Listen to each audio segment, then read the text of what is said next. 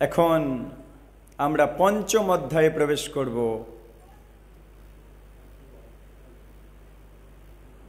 নন্দ বসুদেব সাক্ষাৎকার।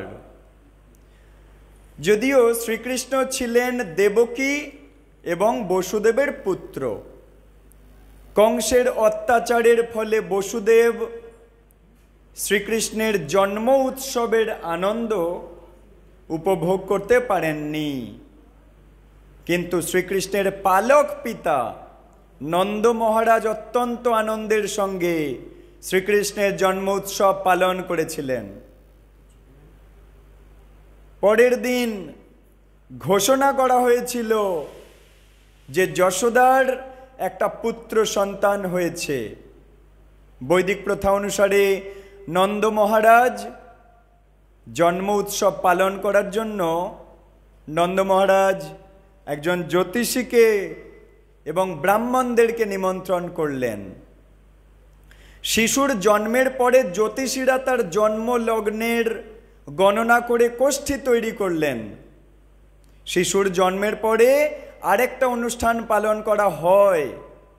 পরিবারের সকলে স্নান করে পবিত্র হয়ে নানা অলংকার এবং মালায় ভূষিত হয়ে জ্যোতিষীর কাছ থেকে শিশুটির ভবিষ্যৎ সম্বন্ধে অবগত হন। নন্দ মহারাজ সহ পরিবারের সমস্ত সদস্যরা সুন্দর বসন ভূষণে সজ্জিত হয়ে শিশুটির সামনে বসলেন। সমস্ত বৈদিক ব্রাহ্মণেরা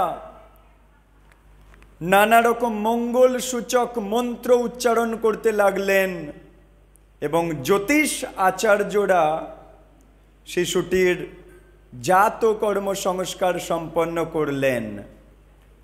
এই অনুষ্ঠানে স্বর্গের সমস্ত দেবতা সহ পিতৃপুরুষেরাও পূজিত হন। জাত সংস্কার অনুষ্ঠান। নন্দ মহারাজ প্রসন্নতা সহকারে ব্রাহ্মণদের 2 লাখ গাভী দান করেছিলেন নন্দ মহারাজ, এবং সেই সমস্ত গাভীগুলি সুন্দর বস্ত্র এবং অলঙ্কারে ভূষিত ছিল। তিনি কেবল গাভী দান করলেন না, স্বর্ণ খচিত বস্ত্র, অলঙ্কার এবং পর্বত প্রমাণ শস্যও দান করলেন। এই জড়জগতে আমরা নানাভাবে ধন সম্পদ সংগ্রহ করি, কিন্তু সব সময় সেই ধন সম্পদ সৎভাবে বা কলুষ মুক্তভাবে অর্জন করা হয় না, বা অর্থ উপার্জন করতে গেলে নানাভাবে নানা রকম পাপও হয়ে যায়। তাই বৈদিক প্রথা অনুসারে সেই সম্পদের পবিত্রীকরণ করা হয় ব্রাহ্মণদের গাভী এবং সোনা দান করার মাধ্যমে। ব্রাহ্মণদের শস্য দান করার মাধ্যমে নবজাত শিশুটির পবিত্রীকরণ হলো। আমাদের বুঝতে হবে যে এই জড়জগতে আমরা সব সময় কলুষিত অবস্থায় রয়েছি। তাই আমাদের আয়ু, আমাদের ধন সম্পদ, আমাদের আত্মাকে পবিত্র করতে সচেষ্ট হতে হয়। প্রতিদিন নিয়মিতভাবে স্নান করার মাধ্যমে, শরীরের বাহ্যিক এবং অভ্যন্তর পরিষ্কার করার মাধ্যমে এবং 10 রকমের সংস্কার পালন করার মাধ্যমে নিজেকে পবিত্র করতে হয়। ধন সম্পদের শুদ্ধিকরণ হয় তপস্যা, পূজা এবং দানের মাধ্যমে। বেদ অধ্যয়ন, আত্ম উপলব্ধি এবং পরমাত্মা চিন্তনের মাধ্যমে আত্মার পবিত্রীকরণ হয়। তাই বৈদিক শাস্ত্রে বলা হয়েছে, জন্ম অনুসারে সকলেই শূদ্র, কিন্তু সংস্কারের মাধ্যমে মানুষ দ্বিজত্ব বা ব্রাহ্মণত্ব প্রাপ্ত হয় বা দ্বিতীয় জন্ম প্রাপ্ত হয়। বেদ অধ্যয়নের মাধ্যমে বিপ্রত্ব লাভ হয়, যা হচ্ছে ব্রাহ্মণ হওয়ার প্রাথমিক গুণ। যখন পূর্ণরূপে ব্রহ্মজ্ঞান লাভ হয় তখন তাকে ব্রাহ্মণ বলা হয়। আর ব্রাহ্মণ যখন সম্পূর্ণরূপে চিন্ময় স্তরে অধিষ্ঠিত হন তখন তাকে বৈষ্ণব বা ভক্ত বলা হয়। সেই উৎসবে সমবেত সমস্ত ব্রাহ্মণেরা নবজাত শিশুটির সর্বাঙ্গীন মঙ্গল কামনা করে নানা রকমের বৈদিক মন্ত্র উচ্চারণ করতে লাগলেন। বৈদিক মন্ত্র উচ্চারণের নানা রকম পন্থা আছে। তাদের নাম হলো সূত, মাগধ, বন্দী, বিরুদাবলী। সেই মন্ত্রধ্বনির সঙ্গে সঙ্গে ঢাক এবং সিঙ্গা বাজতে লাগলো। তখন সমস্ত গোচারণ ভূমি জুড়ে এবং সমস্ত বাড়িতে সেই আনন্দ ধ্বনি স্পন্দিত হতে লাগলো নন্দ বাবার উঠানে। প্রতিটি বাড়ির ভিতরে এবং বাইরে চালের গুঁড়ো দিয়ে আলপনা আঁকা হয়েছিল। আর সর্বত্র, এমনকি রাস্তাঘাটেও সুবাসিত জল ছিটানো হয়েছিল। বাড়ির ছাদে নানা রকম পতাকা, ঝালর এবং বৃক্ষ পল্লব শোভা পাচ্ছিল। সবুজ পল্লব আর পুষ্প দিয়ে দ্বার নির্মাণ করা হয়েছিল। জাত সংস্কার উৎসব হবে নন্দবাবার আঙিনায়। সবুজ পাতা পুষ্প দিয়ে দরজা নির্মাণ করা হয়েছে। সমস্ত গাভী, বাছুর এবং ষাঁড়দের শরীর তেল আর হলুদ দিয়ে মালিশ করা হয়েছে। আর নানা রকম রং দিয়ে তাদের গায়ে সুন্দর সুন্দর নকশা আঁকা হয়েছে। ময়ূরের পালক দিয়ে মালা তৈরি করে তাদের গলায় পরানো হয়েছে। গায়ে তাদের ছিল খুব সুন্দর সুন্দর পোশাক, আর গলায় তাদের ঝুলছিল সোনার হার গাভীদের গলায়। সমস্ত গোপেরা যখন শুনলেন যে নন্দ মহারাজ তার সন্তানের জন্ম উৎসব পালন করছেন, তখন তারা আনন্দে উৎফুল্ল হয়ে উঠলেন। তারা অত্যন্ত মূল্যবান বস্ত্র ও অলঙ্কারে ভূষিত হলেন গোপ বৃন্দরা, এবং মাথায় খুব সুন্দর বড় পাগড়ি বাঁধলেন গোপরা, ব্রজবাসীরা। এইভাবে ভূষিত হয়ে তারা নানা রকম উপহার নিয়ে নন্দ মহারাজের গৃহে গিয়ে উপস্থিত হলেন। গোপীরা যখন শুনলেন যে যশোদার একটা পুত্র সন্তান হয়েছে, তখন তাঁরাও আনন্দে উৎফুল্ল হয়ে উঠলেন এবং অতি মূল্যবান বেশভূষা এবং অলঙ্কারে ভূষিত হয়ে অপূর্ব সুন্দরভাবে অঙ্গরাগ করে সুন্দরভাবে ব্রজ গোপাঙ্গনারা নিজেদেরকে ভালোভাবে সাজিয়ে নন্দ মহারাজের আলয়ে গিয়ে উপস্থিত হলেন। সবাই নন্দ বাবার উঠানে এসে হাজির। পদ্মের রেণু যেমন পদ্মের অপূর্ব সৌন্দর্য প্রদর্শন করে, ঠিক তেমনি গোপিকাদের পদ্মের মতো সুন্দর মুখমণ্ডল কুমকুমের রেণু দিয়ে ভূষিত হয়েছিল। এই অপূর্ব সুন্দরী গোপিকারা তাদের উপহার নিয়ে অতি শীঘ্র নন্দ মহারাজের গৃহাভিমুখে যাত্রা করলেন। তাদের গুরু নিতম্ব এবং স্থূল ও কুচ যুগলের ভারে তারা দ্রুত গতিতে চলতে পারছিলেন না। ব্রজগোপিকারা নন্দ মহারাজের আঙিনায় আসছে, দ্রুত গতিতে আসতে পারছে না, স্থূলকায় চেহারা তাদের। হরিবল। কিন্তু কৃষ্ণ প্রেমে উৎফুল্ল হয়ে তারা যত শীঘ্র সম্ভব নন্দ মহারাজের বাড়ির দিকে অগ্রসর হতে লাগলেন। তাদের কানে মুক্তার দুল শোভা পাচ্ছিল, তাদের রক্তিম অধর ওষ্ঠ তাম্বুলের রাগে আরও রক্তিম হয়ে উঠেছিল। তাদের ভ্রমর কৃষ্ণ চোখ ছিল কাজলের কালো রেখায় রঞ্জিত, আর তাদের হাতে নানা রকমের চুড়ি বালা শোভা পাচ্ছিল। কৃষ্ণকে দেখতে যাচ্ছে, সেজে যাচ্ছে। যখন তারা তড়িৎ গতিতে পাথরের রাস্তার উপর দিয়ে যাচ্ছিলেন, তখন তাদের অঙ্গের ফুলমালা থেকে ফুলগুলো ঝরে ঝরে পড়ছিল। মনে হচ্ছিল যেন স্বর্গ থেকে পুষ্প বৃষ্টি হচ্ছে। তাদের অঙ্গের বিভিন্ন আভরণের আন্দোলনের ফলে তাদের আরো সুন্দর দেখাচ্ছিল। এইভাবে তারা সকলে নন্দ যশোদার গৃহে গিয়ে উপস্থিত হলেন এবং শিশুটিকে আশীর্বাদ করে বললেন, প্রিয় শিশু, আমাদের রক্ষা করবার জন্য তুমি দীর্ঘজীবী হও। এইভাবে তারা যখন শিশুটিকে আশীর্বাদ করছিলেন, তখন তারা তেল হলুদের গুঁড়ো, দই, দুধ আর জল একত্রে মিশ্রিত করে তা সিঞ্চন করছিলেন।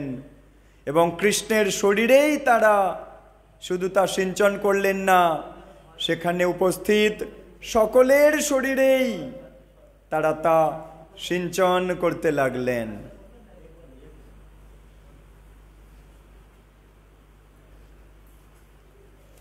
সেই মঙ্গল অনুষ্ঠানে অনেক সুদক্ষ বাদক বাজনা বাজাচ্ছিল,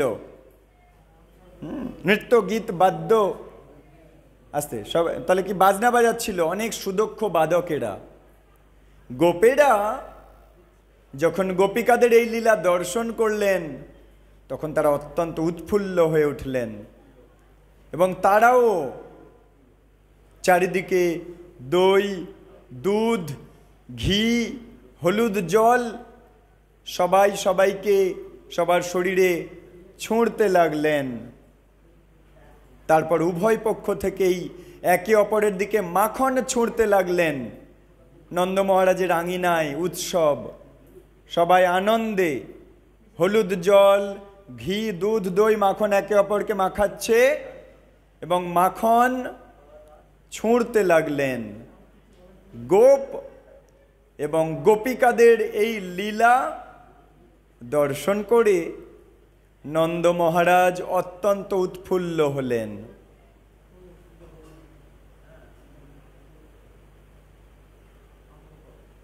আর মুক্ত হস্তে তিনি উপস্থিত সকল সঙ্গীতজ্ঞ এবং বাদ্যকারদের দান করতে লাগলেন। নন্দ মহারাজ মুক্ত হস্তে দান করছে। অনেক গায়কেরা উপনিষদ এবং পুরাণ থেকে স্তব করছিলেন।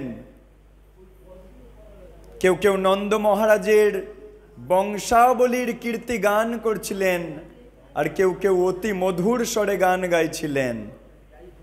সেখানে অনেক বিদ্বান ব্রাহ্মণ উপস্থিত ছিলেন এবং আনন্দে উৎফুল্ল হয়ে নন্দ মহারাজ তাদের নানা রকম বস্ত্র, অলঙ্কার এবং গাভী দান করতে লাগলেন। দুহাত খুলে নন্দ মহারাজ দান করছেন অলঙ্কার, গাভী, বস্ত্র ইত্যাদি। এই উপলক্ষে এখানে আমরা দেখতে পাই যে কেবল গোপ পালন করে বৃন্দাবনবাসীরা কত সমৃদ্ধশালী ছিলেন। সমস্ত গোপেরা ছিলেন বৈশ্য এবং তাদের বৃত্তি ছিল কৃষি এবং গোরক্ষা। তাদের বেশভূষা, অলঙ্কার এবং আচরণ থেকে বোঝা যায় যে যদিও তারা একটা ছোট্ট গ্রামে ছিলেন, কিন্তু তবুও জড়জাগতিক মাপকাঠিতেও তাদের জীবনযাত্রার মান কত উন্নত ছিল। কিন্তু তারা গোপালনই করতেন। তারা অত্যন্ত ঐশ্বর্যশালী ছিলেন। তাদের কাছে এত দুধ, দই ছিল যে তারা একে অপরের গায়ে অপর্যাপ্ত মাত্রায় দই, মাখন ছোঁড়াছুড়ি করছিলেন। তাদের ঐশ্বর্য ছিল দুধ, তাদের ঐশ্বর্য ছিল দই, তাদের ঐশ্বর্য ছিল মাখন এবং অন্যান্য সমস্ত দুগ্ধজাত দ্রব্য ছিল ব্রজবাসীদের সম্পদ এবং কৃষিজাত দ্রব্য, শস্য তাদের মূল সম্পদ। সেই সবের বিনিময়ে তারা নানা রকমের মণিমাণিক্য, অলঙ্কার এবং মূল্যবান সাজ পোশাকে সুসজ্জিত ছিলেন। তাদের কাছে কেবল এই সম্পত্তিই ছিল না, উপরন্তু নন্দ মহারাজের মতো তারা সেই সমস্ত সম্পত্তি দানও করতেন। এইভাবে শ্রীকৃষ্ণের পালক পিতা, আলোটা জ্বেলে দেন মাতাজি।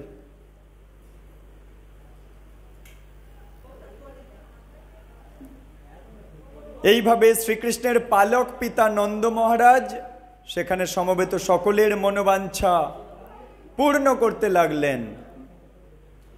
তিনি তাদের সাদরে অভ্যর্থনা করে যার যেমন কামনা সেই অনুসারে তাদের মনোবাঞ্ছা পূর্ণ করতে লাগলেন। নন্দ মহারাজ সন্তান হয়েছে সেই আনন্দে সবাইকে যে যার কামনা অনুযায়ী মনোবাঞ্ছা পূর্ণ করছে, দান করছেন। বিদ্বান ব্রাহ্মণেরা তাদের জীবন ধারণের জন্য কেবল বৈশ্য এবং ক্ষত্রিয়দের উপর নির্ভর করতেন। বিদ্বান ব্রাহ্মণেরা বৈশ্য এবং ক্ষত্রিয়ের উপর নির্ভর করতেন। জন্ম উৎসব, বিবাহ উৎসব আদি উৎসবে তারা দান গ্রহণ করতেন। নন্দ মহারাজ যখন এই মহোৎসব উপলক্ষে বিষ্ণুর আরাধনা করছিলেন এবং উপস্থিত সকলকে সন্তুষ্ট করবার চেষ্টা করছিলেন, তার একমাত্র বাসনা ছিল নবজাত কৃষ্ণ যেন সুখী হয়।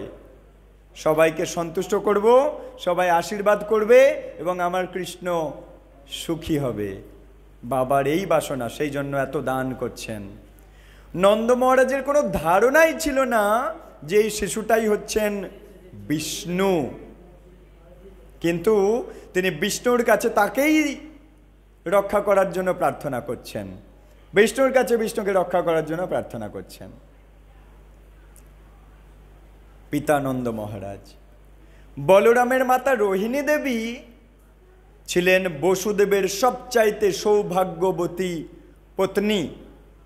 বসুদেবের এক পত্নী দেবকী আর এক পত্নী রোহিণী। রোহিণী থাকতো নন্দ মহারাজের কাছে। এই নন্দ মহারাজ হচ্ছে বসুদেবের বন্ধু।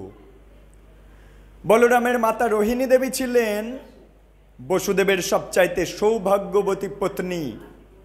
তিনি বসুদেবের থেকে দূরে ছিলেন, কিন্তু তবুও শ্রীকৃষ্ণের জন্ম উৎসব উপলক্ষে নন্দ মহারাজকে অভিনন্দন জানাবার জন্য অত্যন্ত সুন্দর সজ্জায় ভূষিত হলেন।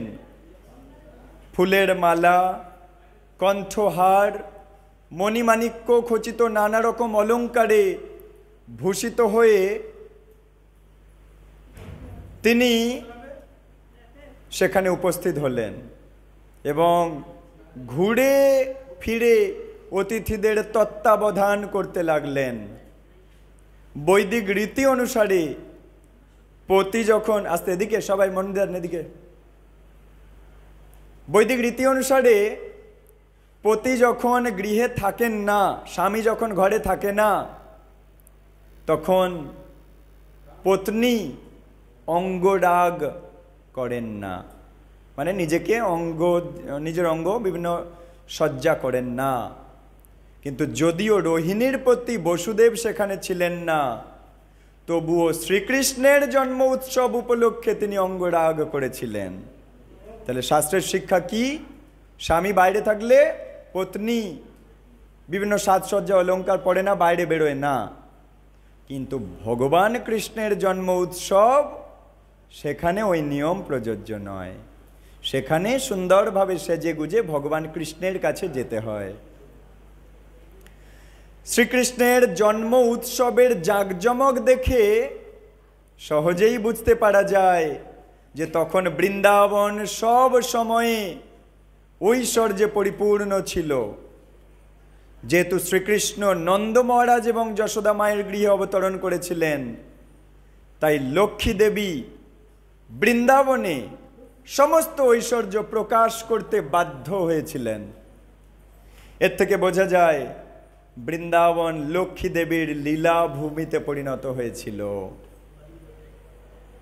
জন্ম উৎসবের পর নন্দ মহারাজ ঠিক করলেন কংসকে কর দেওয়ার জন্য। নন্দ মহারাজ ঠিক করছে, আমি মথুরায় যাব, আমার সন্তান হয়েছে, কিন্তু কংসকে কর দিতে বাকি আছে, কংসকে কর দিতে যাব। তাই নন্দ বাবা এখন মথুরায় যাবেন। যাবার আগে তিনি সমস্ত সমর্থ গোপদের ডেকে তার অনুপস্থিতিতে বৃন্দাবনের দেখাশোনা করতে বললেন। নন্দ মহারাজের আগমনের সংবাদ পেয়ে বসুদেব তার বন্ধুকে অভিনন্দন জানাবার জন্য অধীর হয়ে উঠলেন। তিনি তৎক্ষণাৎ নন্দ মহারাজের সঙ্গে দেখা করতে গেলেন।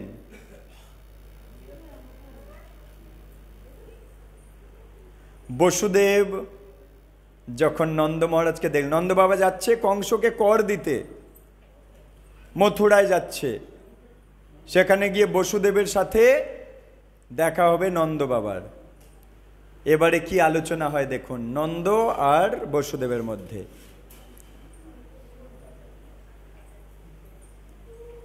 বসুদেব যখন নন্দ মহারাজকে দেখলেন তখন তার মনে হলো তিনি যেন নবজীবন লাভ করলেন। কেন? কারণ বসুদেব তার ছেলেকে রেখে এসেছে নন্দের কাছে, তারপর আর দেখা হয়নি ছেলে কেমন আছে।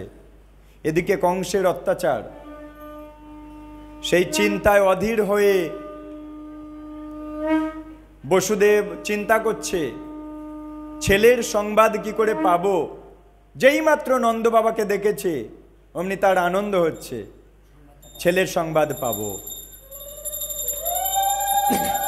শ্রী শ্রী রাধা রাস বিহারী জিউ কি, পুরুষোত্তম প্রভু জগন্নাথ বরম সুবোধ মহারানী কি, পঞ্চতত্ত্ব গৌরনীতায় কি, যশোদানন্দন গোপাল কৃষ্ণ ভগবান কি, শ্রী গুরু পরম্পরাচার্য বৃন্দ কি, জগৎগুরু শ্রীল প্রভুপাদ কি, পতিত পাবন আপন আপন পরমারাধ্য গুরু মহারাজ কি, নিতা গৌর প্রেমানন্দ হরি হরি বল।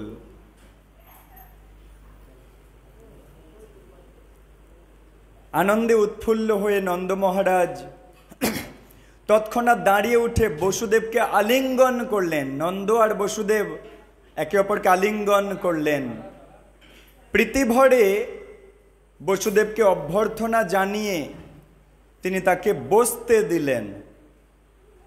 নন্দবাবা গেছে বসুদেবের কাছে, বসতে দিলেন। সেই সময় বসুদেব তার দুই পুত্রের সংবাদ লাভের আশায় উৎকণ্ঠিত হয়ে রইলেন, যারা নন্দ মহারাজের অজ্ঞাতসারে তার তত্ত্বাবধানেই ছিল। দেখুন এই যে বলরাম, সেটাও বসুদেবের পুত্র। হ্যাঁ, সেটা দেবকী মায়ের গর্ভ থেকে রোহিণী মায়ের গর্ভে স্থানান্তরিত হয়েছে। সেই বলরাম এখন আছে কোথায়? নন্দ বাবার কাছে। আবার কৃষ্ণ, সেও দেবকী মায়ের গর্ভে, কিন্তু এখন আছে কোথায়? যশোদার কাছে। ওই যশোদা আর রোহিণী আর এদিকে কৃষ্ণ বলরাম আছে সব কোথায়? নন্দ বাবার কাছে। তাই এখানে বলছে সেই সময় বসুদেব তার দুই পুত্রের সংবাদ লাভের আশায় উৎকণ্ঠিত হয়ে উঠলেন, যারা নন্দ মহারাজের অজ্ঞাতসারে নন্দ মহারাজের তত্ত্বাবধানেই ছিল। উৎকণ্ঠিতভাবে বসুদেব তাদের কথা জিজ্ঞাসা করলেন। কৃষ্ণ এবং বলরাম উভয়েই বসুদেবের সন্তান ছিলেন। বলরামকে রোহিণীর গর্ভে স্থানান্তরিত করা হয়েছে। বসুদেবের দুটো পত্নী, এক পত্নীর গর্ভ থেকে আরেক পত্নীর গর্ভে স্থানান্তরিত হয়েছে। বলরামকে স্থানান্তরিত করা হয়েছে। রোহিণী ছিলেন বসুদেবের পত্নী, কিন্তু রোহিণীকে নন্দ মহারাজের তত্ত্বাবধানে রাখা হয় কংসের অত্যাচার থেকে বাঁচানোর জন্য। শ্রীকৃষ্ণকে বসুদেব স্বয়ং যশোদার কন্যাটার সঙ্গে বিনিময় করে যশোদার কাছে রেখে আসেন। বসুদেব তার ছেলে কৃষ্ণকে যশোদার কাছে রেখে আসেন। নন্দ মহারাজ জানতেন যে শ্রী বলরাম হচ্ছে বসুদেবের পুত্র, কিন্তু কৃষ্ণ যে বসুদেবের সন্তান সেটা নন্দ মহারাজ জানতেন না। কিন্তু বসুদেব তা সবই জানতেন এবং তাই অত্যন্ত উৎকণ্ঠার সঙ্গে তিনি শ্রীকৃষ্ণ ও শ্রী বলরামের সম্বন্ধে প্রশ্ন করতে লাগলেন যে কৃষ্ণ বলরাম বাচ্চা দুটি কেমন আছে। বসুদেব তখন তাকে বললেন, তোমার অনেক বয়স হয়ে গিয়েছিল, এবং একটা পুত্র সন্তান লাভ করার জন্য তুমি অত্যন্ত আকুল হয়ে উঠেছিলে, কেননা তোমার কোনো পুত্র ছিল না।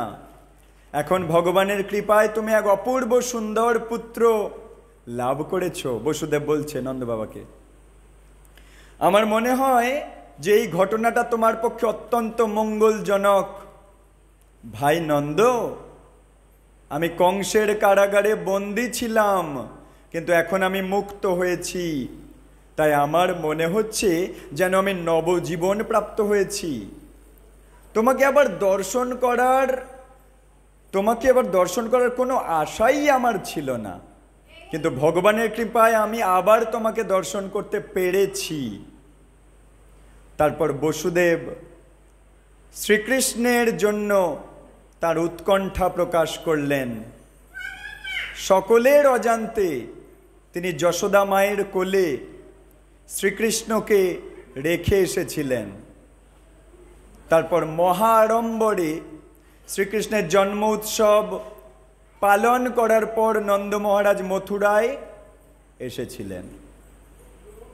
জন্ম উৎসব পালন হলো, এখন নন্দ বাবা গেছে বসুদেবের কাছে মথুরায়, কংসকে যা কর বাকি আছে দিয়ে দেবে। তাই বসুদেব অত্যন্ত হর্ষিত হয়ে বললেন, আমার কাছে এটা আমার নবজীবন। তিনি কখনো আশা করেননি তার অষ্টম সন্তান শ্রীকৃষ্ণ বাঁচবে, এটা কখনো বসুদেব আশাই করেনি, কারণ বাকি 6টা সন্তান মারা গেছে, কেন তার অন্য সব কটি পুত্রকে কংস হত্যা করেছিল। বসুদেব আরও বললেন, প্রিয় সখা নন্দ, আমাদের একসঙ্গে থাকা অসম্ভব। যদিও আমাদের স্ত্রী পুত্র পরিবার পরিজন রয়েছে, কিন্তু প্রকৃতির নিয়মে আমরা একে অপরের থেকে বিচ্ছিন্ন হয়ে পড়ি। এর কারণ হচ্ছে বিভিন্ন জীব তার কর্মের ফলে এই জড়জগতে জন্মগ্রহণ করে। যদিও তারা মিলিত হয়, কিন্তু বহুকালের জন্য একত্রে থাকা তাদের পক্ষে নিশ্চিত হয়ে ওঠে না। কর্মের ফলে প্রতিটি জীব তার কার্য করে চলে এবং তার ফলে তারা বিচ্ছিন্ন হয়ে পড়ে। দৃষ্টান্ত স্বরূপ বলা যায়, সমুদ্রে অনেক তৃণগুল্ম ভেসে বেড়াচ্ছে, কখনো তারা একত্রিত হয়, আবার কখনো তারা চিরকালের জন্য বিচ্ছিন্ন হয়ে যায়, বিভিন্ন দিকে বিভিন্ন তৃণগুল্ম ছড়িয়ে পড়ে। তেমনি আমাদের পরিবার পরিজনের মিলন ক্ষণকালের জন্য অত্যন্ত আনন্দমুখর হয়ে ওঠে, কিন্তু কালের প্রভাবে আমাদের আবার বিচ্ছিন্ন হয়ে পড়তেই হয়।